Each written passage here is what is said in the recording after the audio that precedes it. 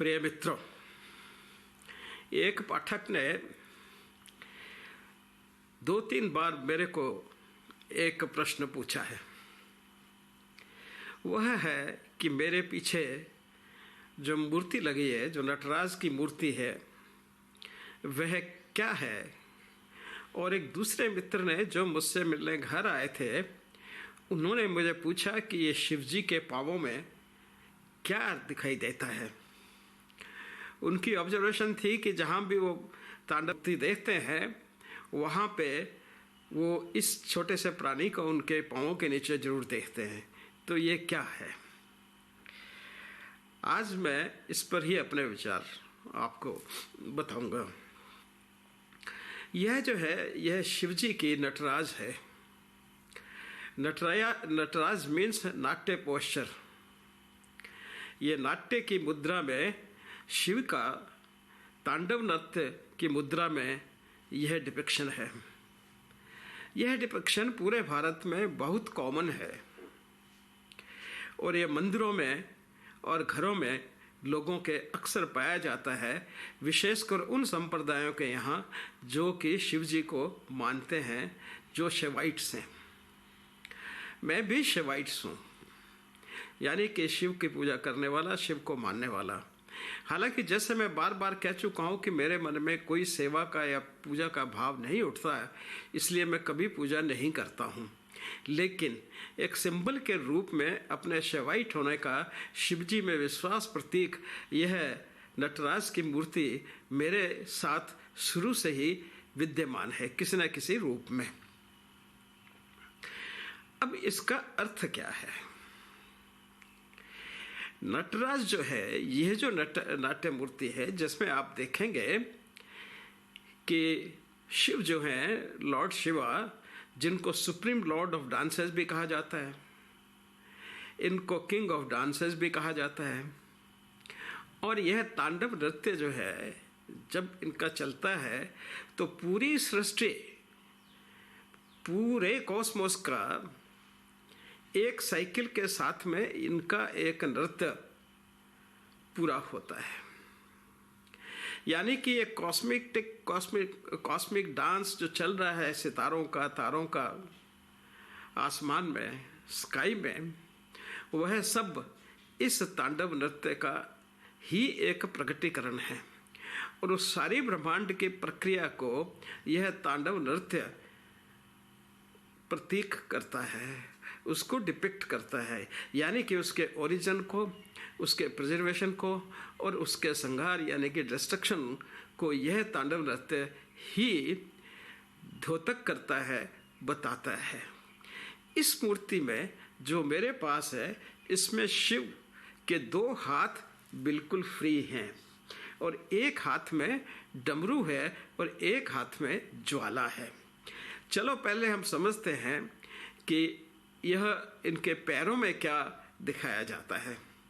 इनके पैरों में जो व्यक्ति है, उसको अप्समारा कहा जाता है। अप्समारा ब्रह्मा के पुत्र थे, जो बोने थे, यानी कि ड्वार्फ थे, और जो बहुत ही इग्नोरेंट थे, अज्ञानी थे, और बहुत ही उलूल जुलूल बोलने वाले वाचाल व्यक्ति थे। और वह जितने भी दुर्गुणों से रहता है, जो व्यक्ति के अंदर साधारणतया होते हैं, वो उससे भरपूर थे। अब जब इनको बना दिया गया, ब्रह्मा ने जब इनको क्रिएट कर दिया, तो यह भी आजन्मे से हो गए। यानी कि सृष्टि में वो सब प्रवृत्तियां जो इनके अंदर थी, वो जीवित रहेंगी और ये उसका सपोर्ट करेंगे, उसका प्रतीक करेंगे। लेकिन अगर वो प्रवृत्तियां इस दुनिया में छा जाती हैं, तो सृष्टि का विनाश शिव जी के विनाश करने से पहले ही हो जाएगा। इसलिए इन भावनाओं को, दुर्भावनाओं को बस में रखना बहुत जरूरी होता है। संसार में इनका रहना भी जरूरी है, लेकिन उसी समय इनको बस में रखना भी बहुत जरूरी है। काम, क्रोध, लोभ जो भी भावनाएं हैं, यह व्यक्ति अपने उपयोग के लिए बहुत सुंदर तरीके से उनका उपयोग कर सकता है। लेकिन अगर वो इनका दास बन जाता है, इनकी मात्रा का बाहुल्य हो जाता है, तो फिर वह व्यक्ति या वह समाज या वह देश समाप्त होने पे प्राय पे पहुंच जाता है। इसलिए इन्हें कंट्रोल में रखना बहुत जरूरी है।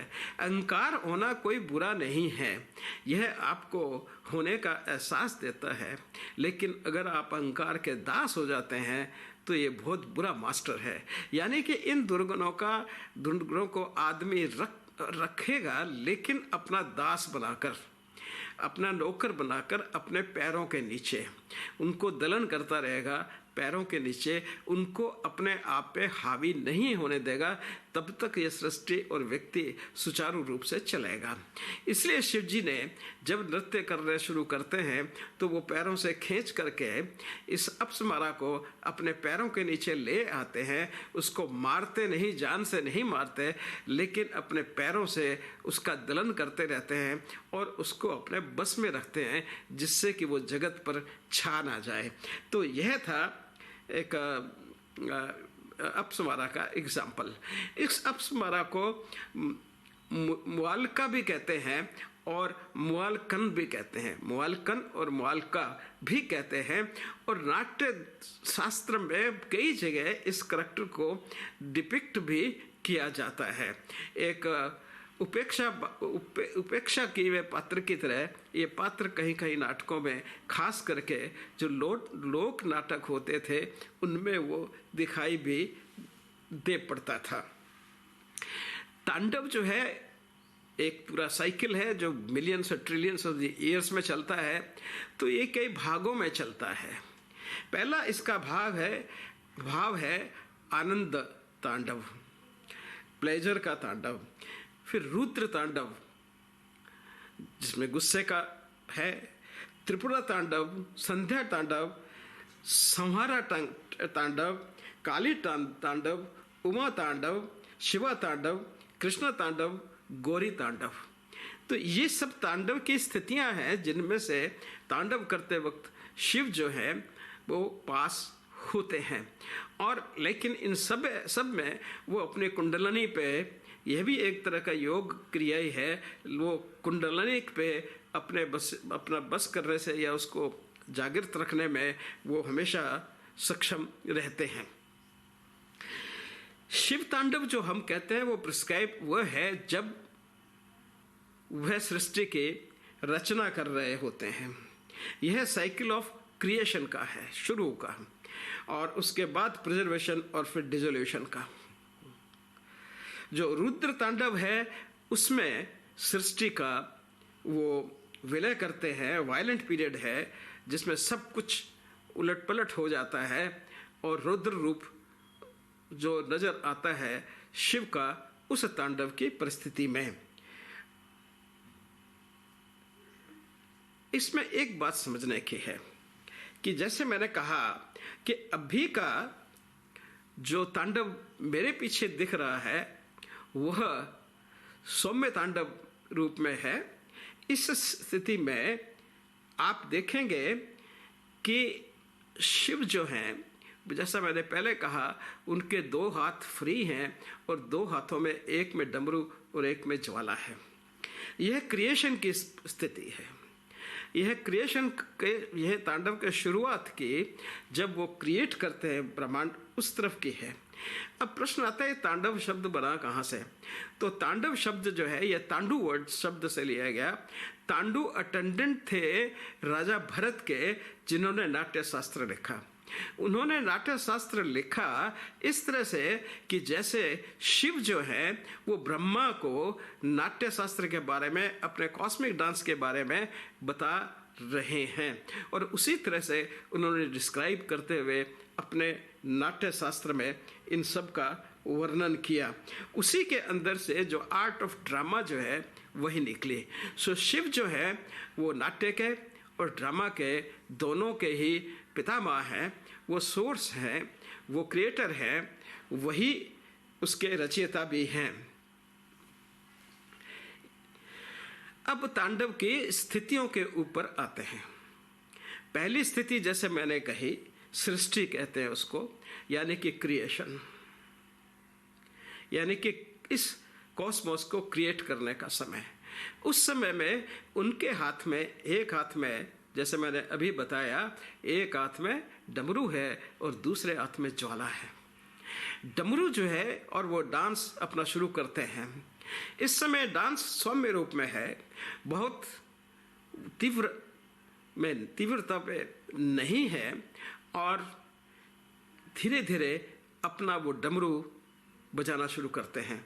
चारों तरफ अंधकार है, कुछ भी दिखाई नहीं दे रहा है, न कोई साउंड वेव है, न ही कोई अग्नि की वेव है, न ही रोशनी की वेव है, कुछ भी नहीं है। यह एक बहुत बड़ा शून्य है। उस शून्य में तांडव नृत्य के लिए शिव जी आगाह करते हैं। धीरे धीरे उनका डमरू बजता है और दूसरे हाथ की ज्वाला ज्वलित होकर के अंधकार को चीरती है। एक तरफ अंधकार का चीरन होता है, दूसरी तरफ डमरू की धीरे धीरे आवाज निकलती है और वो अपना डांस शुरू करते हैं। उनके कदमों में, उनके शरीर में स्पंदन शुरू होता है। इस डमरू से निकली आवाज, साउंड वेव से, ये साउंड वेव आच्छादित होती जाती हैं, अंधकार को अग्नि चीरती जाती है, और वह जो एक क्रिएशन होता है उसमें जो डमरू के साउंड वेव्स हैं वो बाकी सब में जो कुछ सृष्टि में उस वक्त है या ना है उससे रिएक्ट करके वो मैटर के रूप में प्रेसिपिटेट होना शुरू होता है। धीरे धीरे शिव का स्पंदन बढ़ता चला जाता है, डमरू की आवाज़ बढ़ती चली जाती है, और जो मटेरियल की वर्षा है वो भी बढ़ती जाती है। जैसे जैसे मटेरियल क्रिएट होता है और इधर रोशनी जो अग्नि है वो ताप देती है, उस ताप के प्रभाव से और उस मटेरियल के प्रेसिपिटेशन से हिसाब से जो वेव ही कन्वर्ट होकर के प्रेसिपिटेट होकर के, वेव जब रिएक्ट करती हैं अपने सराउंडिंग से तो प्रेसिपिटेट होकर के हजारों तरह के मटेरियल्स में गिरती जाती हैं और अग्नि के ताप से वो सब संगठित होती जाती हैं, एक ही जगह पे इकट्ठी होती जाती हैं और उनमें गुरुत्वाकर्षण पैदा हो जाता है। वो एक दूसरे को आकर्षित करने लगती हैं, एक तरफ और दूसरे को अपनी तरफ खींचने लगती हैं, और इतना सारा ब्रह्मांड में मटेरियल एकत्रित हो जाता है जब उनका डांस का स्पंदन और बढ़ता है कि वह जो एक बहुत अत्यधिक मटेरियल की मास क्रिएट हुई है वो ग्रेविटी से इतनी ज़्यादा संगठित हो गई है, इतनी ज़्यादा पावरफुल हो गई है, उसमें इतनी एनर्जी पैदा हो गई है कि वो अपने आप को होल्ड नहीं कर सकती, और जब वो अपने आप को होल्ड नहीं कर सकती तो उसका विस्फोट होता है। उस विस्फोट से हजारों असंख्य तारे सब निकलते हैं, पृथ्वियाँ, सब कुछ, हर तरह की चीज़ ब्रह्मांड से निकलती है उसी शब्द ब्रह्म से। इसीलिए डमरू के शब्द को शब्द ब्रह्म कहा गया और उत्पत्ति को शब्द ब्रह्म कहा गया, क्योंकि उसी डमरू की आवाज़ से इस सृष्टि का सारा आंकलन हुआ है, इस दृष्टि की सारी बनावट बनी है।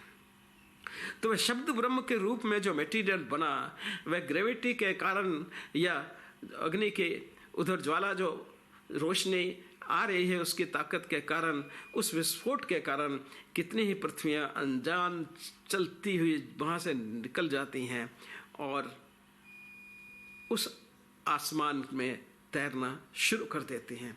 शिव का डांस चलता रहता है। अब जब वो बन करके आसमान को आच्छादित कर लेती हैं तो नटराज का डांस का पोस्चर बदल जाता है, वो स्थिति में आ जाते हैं, वो एक स्थित लय में आ जाते हैं।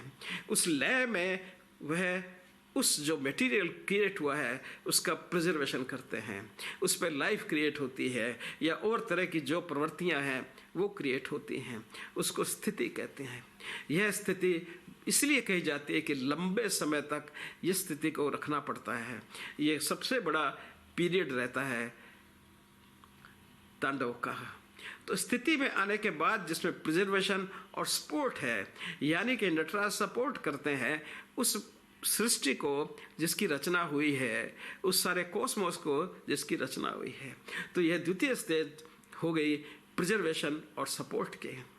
अब जब तांडव का आनंद आ रहा है, आनंदमय स्थिति में चल रहा है, तो फिर मिलियंस और ट्रिलियंस वर्षों के बाद में फिर यह तांडव नृत्य संहार की स्थिति में आ जाता है। अब ये रुद्र रूप में आ गया है और रुद्र रूप में आने पे फिर ये दुनिया में या उस क्रिएशन में एक भूचाल शुरू करता है, या फिर वापस वो सिकुड़ने लगता है, वो वापस उसी दशा में आ जाता है धीरे धीरे जहाँ से वो प्रारंभ हुआ था। इस तरह से पृथ्वी के साइकिल चलते हैं। इस स्थिति को हम कहते हैं संहार तांडव। तो क्रिएटिव तांडव, प्रिजर्वेटिव तांडव और यह संहार डिस्ट्रक्शन तांडव, और डिस्ट्रक्शन के साथ साथ ही तिरोधना यानी कि इल्यूजन एक क्रिएट होता है, जिस इल्यूजन्स में ये सब प्रिजर्व्ड रहता है और फिर उनका अंदर उस इल्यूजनरी स्टेट में सारा कॉस्मोस चला जाता है। शिवा भी अपने आप उसमें भस्म हो जाते हैं, समाप्त हो जाते हैं, और उस समाप्ति के बाद में पुनः अनुराग तांडव यानी कि अनुराग की उत्पत्ति होती है, प्यार की उत्पत्ति होती है, फिर उसमें सामंजस्य की उत्पत्ति होती है और शिव फिर प्रकट हो जाते हैं। फिर वो संरचना की तैयारी करने लगते हैं और फिर जो है सृष्टि, फिर वो वापस तांडव की उसी स्थिति में आ जाते हैं।